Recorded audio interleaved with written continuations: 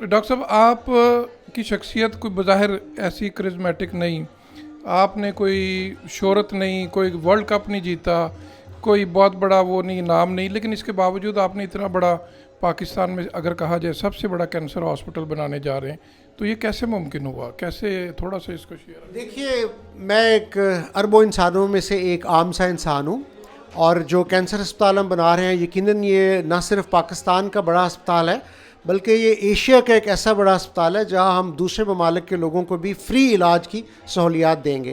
تو میں یہ کہتا ہوں کہ یہ صرف خداوند تعالیٰ کی رحمت ہے، اللہ تعالیٰ کا خاص کرم ہے کہ اللہ تعالیٰ نے یہ ہمارے اوپر مہربانی کی کہ جو ہمارا خواب تھا وہ شرمندہ تعبیر ہوا۔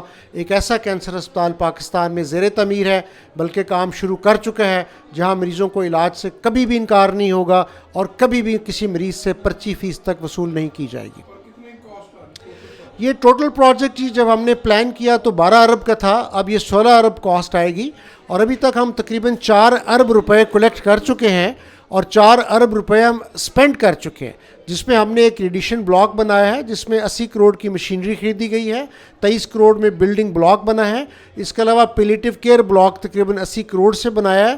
تو یوں اللہ کی رحمت سے اور پاکستانی بھائیوں اور لوگوں کی محبت اور شفقت سے ہم نے ڈونیشنز اکٹھی کی ہیں اور 4 ارب روپے ہم اکٹھے کر چکے ہیں۔ آخری اہم بات یہ ہے جی کہ ہم امریکہ میں 501(c)(3) ٹیکس ایگزمپٹڈ چیریٹی ہیں، اور پاکستان اور انگلینڈ میں بھی اور کینیڈا میں بھی ہمیں ٹیکس ایگزمپشن سٹیٹس حاصل ہے۔